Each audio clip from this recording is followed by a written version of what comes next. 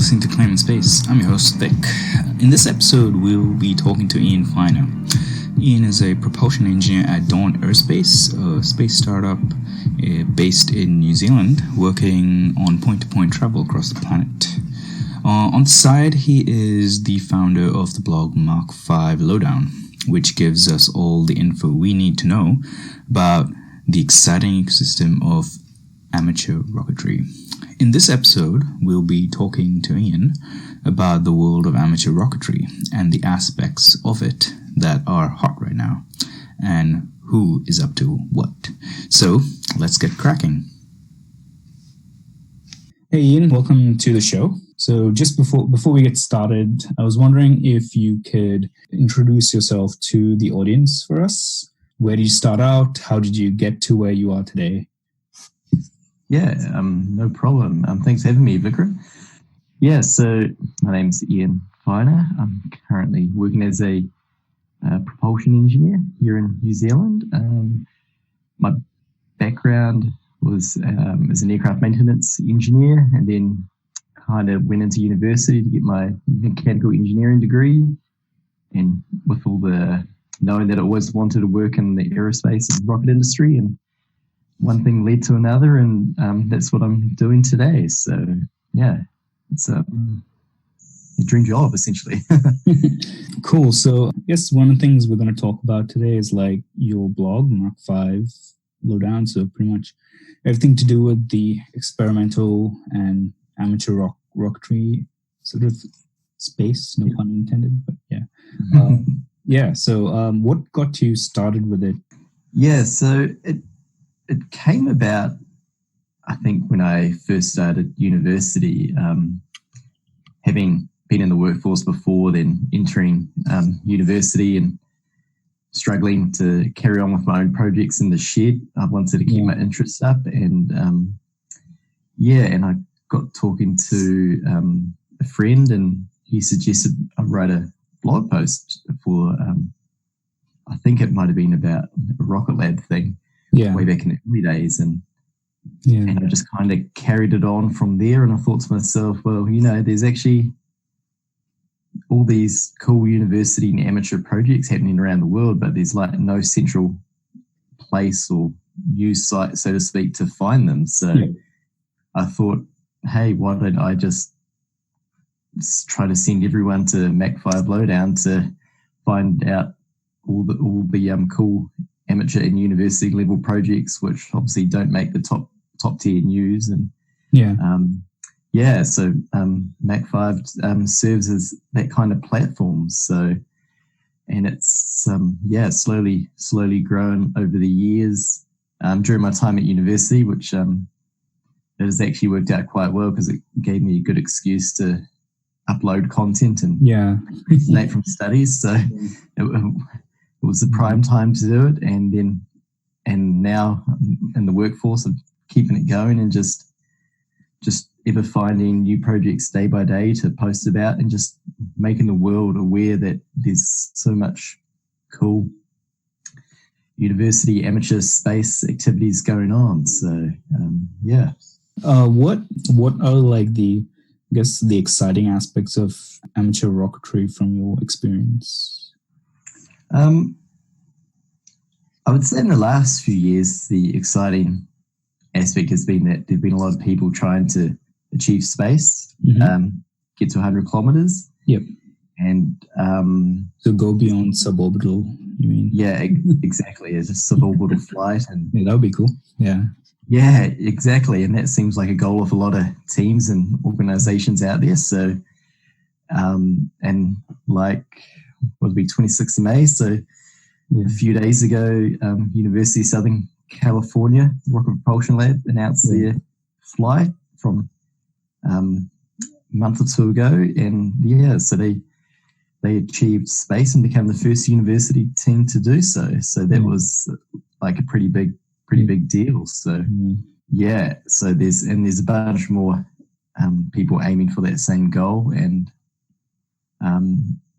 I think it's taken USC 4 or 5 attempts. I can't remember off the top of my head, but it wasn't an easy task for them. So it's that would be like the most exciting thing that's been happening over the last few years. But then also you've got all these other teams which aren't necessarily aiming for that same goal, but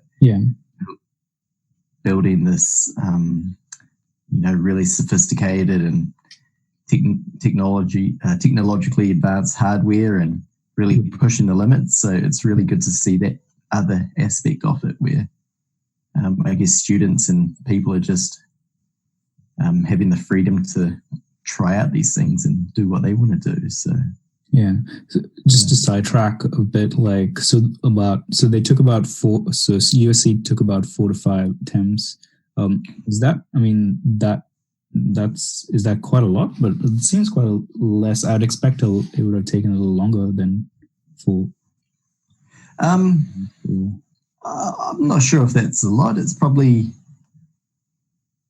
about right. I would, in my opinion, considering the learning curves and experiences gained. I think that there were a couple of failures in there. And I think there was one operations accident which led to the avionics not being turned on for one flight. So I think it's just I think that number was just what it ended up being for them. So but in saying that, I think there's some other teams trying this weekend in America, Princeton. And that'll be their second launch attempt. So and are they? So no one's got it on their first go yet. But that Princeton team's also trying 100 kilometers, or is it different?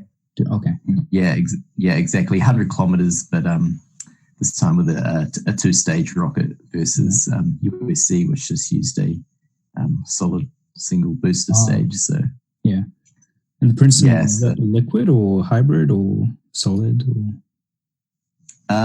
So everyone's going solid. So USC was of course solid, and Princeton is going solid, and the other attempts that I've become aware of have all been solids.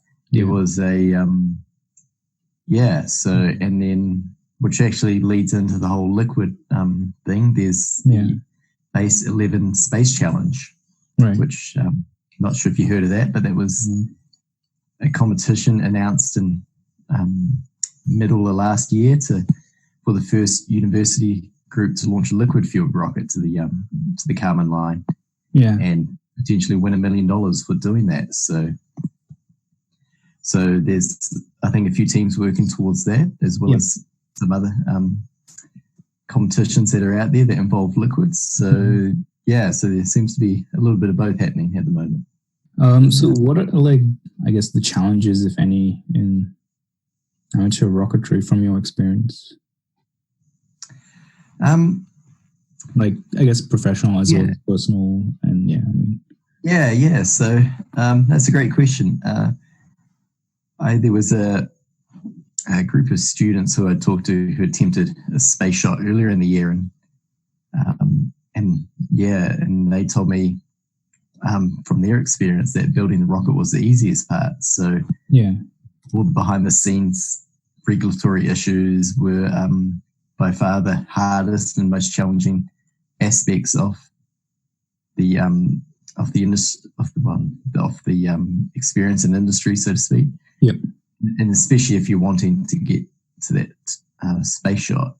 So I think that's probably the biggest thing challenging. And people in the US, or sorry, was this in the US? No, it was actually in New Zealand. There was a team from University of Canterbury launched a rocket, and it did not achieve its objective, but it still flew. But I think they were pretty happy with how it went. Definitely the background, everything background besides building the rocket. And I think you can also see that with teams in Europe having to come out to America to fly their rockets, and logistical issues like that are, I think, that the challenge for some teams in the areas. So if there was like a top 3 challenge, what would be 1, 2, and 3? Top three challenges as in competitors, or? Oh no, as in challenges in doing like amateur rocketry. Yeah. Oh well, okay, definitely. Like, I guess the Kármán line, 100 kilometers suborbit. That's definitely one, I guess. Oh, as in, sorry, like, like the experience of building the rocket and like everything around it. Okay. Yeah. Okay. So, okay. Yes, I'm with you now. So logistics, I think, is a pretty big one from what I've seen and heard from other teams. Mm-hmm. Dedicated people, I think, is also because most of them are students and they have their own thing. Yes, exactly. That's where I think it's easier to get the funding and support from. And then, dedicated team, that seems to be a big one, and having those core people just keep driving the project even as they go through university, which is easy to get distracted from other things. And I guess the last one would probably be money, funding. There's a lot of Kickstarter projects out there, and I guess universities and people can only fund so much with everything else going on. So I think those would be the main three ones that I would say people encounter on their endeavors. So okay, cool. What are the like regions or countries in the world where amateur rocketry is, I guess, booming and very active, while what are the countries that are, I guess, emerging and so definitely America and Europe, the front runners. There's lots of teams throughout America all have great programs going, and then of course there's the Spaceport America Cup, which happens every year, where students can go and launch a rocket to 10,000 feet or 30,000 feet, and you get prizes on how close you get to the altitude and whatnot. And that's actually open to international competitors as well. So there's a lot of teams that seem to come up from South America for that as well. So I think definitely emerging ones. Like, there's a lot happening in Brazil that seems to be coming out of the woodwork now, and definitely also in Australia and New Zealand. Australia just held a similar competition to the Spaceport America Cup about a month or two ago. It was called the Australian Universities Rocket Competition. So that was the inaugural one. So I think one team from New Zealand went, University of Canterbury, and the rest was made up from Australian teams. So that's definitely an emerging sector now, and especially with the help of Rocket Lab and Gilmore Space being in the news, it's, I think, making people more interested in the industry and subjects. Pretty good, yeah, exactly. So cool. So Iain, what are the kind of competitions out there? How can people get involved, and who to look out for at the moment? So I guess there's the informal competition of launching a rocket to space, which has just recently happened, and then there's also, I guess, the similar kind of format of being the European student altitude record for rockets. And that's one being pursued by a few European teams. You got TU Delft University, University of Stuttgart, I think, currently hold the record. So there's a bit of an unscripted competition going on in Europe to get that record and keep increasing it. And then, as I touched on earlier, the Base 11 Space Challenge, this $1 million prize to launch a liquid fueled rocket to 100 kilometers. Unfortunately, that's only open to American and Canadian teams at the moment, which has been unfortunate. But Is that something to do with like regulation, like ITAR and stuff? Or?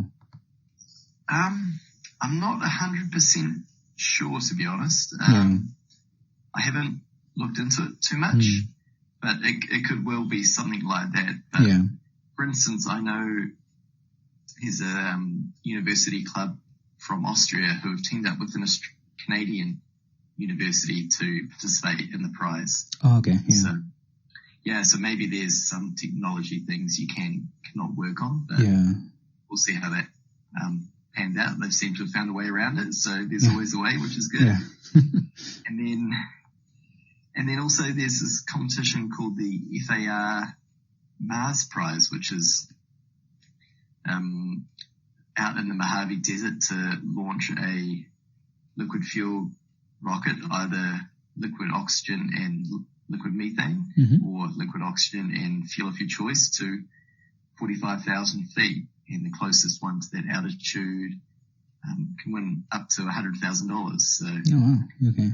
And that's to spark the interest in human exploration of Mars. It's a prize that was put together by the Friends of Amateur Rocketry test site out of Mojave and the Mars Society. Yeah. And of course, we know that methane can be mined on Mars essentially. So getting students to work at that level on building rocket engines that can be powered by those propellants. Yeah. And then, of course, the Australian University Rocketry Challenge, a bit closer to home for us, is and the Spaceport America Cup, which I talked about earlier. So those are the big ones around the world happening at the moment that I know of. So people know more, hit me up. Yeah, so they know where to get to. Yeah. Okay. And I guess like a lot of these are university clubs. There are also amateurs out there, for instance, going for that European altitude record. Yeah. So, the best way to get involved in this is just if you're enrolled in university, just go chat to your local club and just register your interest and just jump into the deep end. Like, don't be afraid of it. So. Yeah, and if there's none, then just start one. Yeah, exactly. And a prime example is what happened at University of Canterbury. In 2017, started 2018, there were no rocket clubs, so a couple of the guys got together and got one going, and they're off competing in competitions and launching rockets all the time now. So exactly, don't be afraid to get your hands dirty and just get in there. Like from my experience and from seeing what others, most universities and people are really supportive of the idea. So just go ahead and do it. And like the experience will be second to none, I think. Yeah. What you learn at these clubs and doing these activities will just make you so much more employable, and it'd be a great experience. Yeah, so I agree. And then look into the future. I guess the few teams to look out for definitely Delft Aerospace Rocket Engineering, DARE. They're going for the student altitude record in Europe. Yeah. They had an attempt with the Stratos 3 rocket last year, which unfortunately ended in failure, and the team are coming back to do Stratos 4. Yeah. Again. So that would be a pretty big and impressive rocket to watch out for. Yep. I think that's launching next year. Okay. And then there's a few teams across in the UK which are doing some pretty cool rocket projects. Cambridge University Spaceflight, I think, was one of them. Yeah. They're doing some pretty big ones. And, of course, in Austria, the same team, which is participating in the Base 11 Space Challenge, TU Space Team, they're also going for the European student altitude record and also hoping to reach space. So there are a few other teams to look out for besides your mainstream university ones throughout America. Yeah.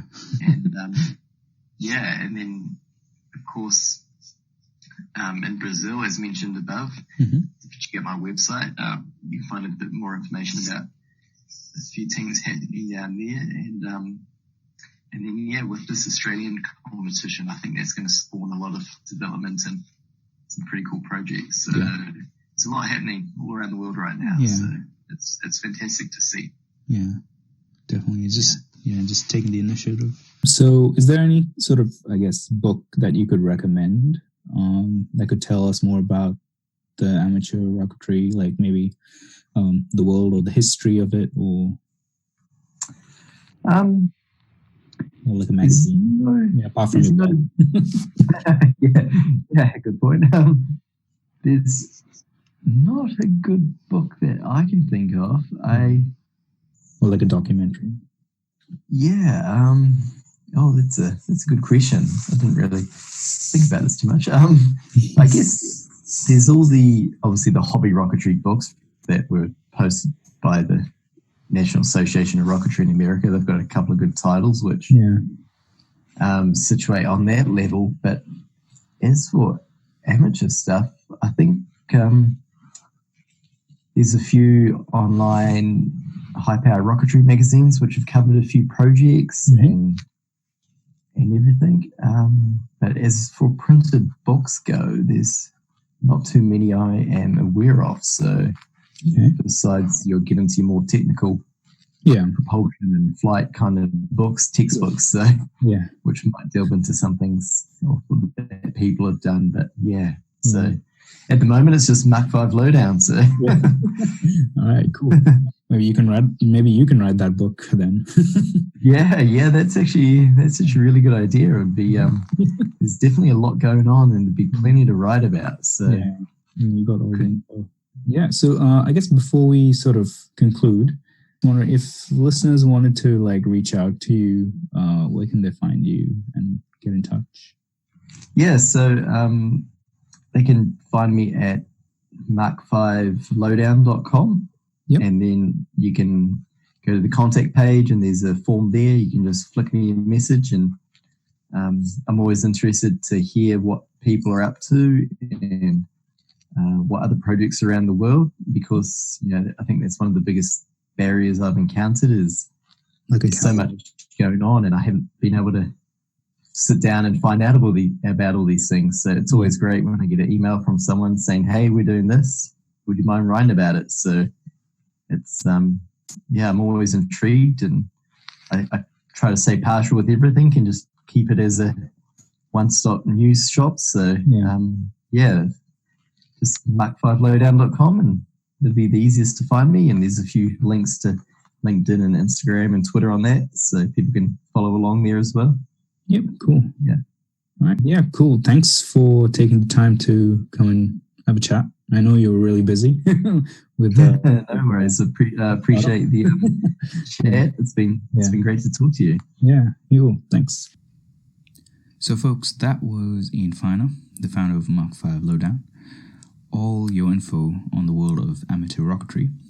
We'll put up his info on our blog and about Mach5 Lowdown. Until then, be safe and see you on the next episode about South Korea and its space ecosystem. Thank you all for tuning into Claiming Space. If you're new to the show, then I suggest starting out at our launch episode, which is a couple of minutes long, and the first episode on identity. If you want to find out more, we're on Facebook, Twitter, and at www.claiming.space. That's CLAYMING.space. Don't forget to share the episode with your friends, rate and review us on iTunes. It really helps people find the show and grow the audience. Until next time, bye!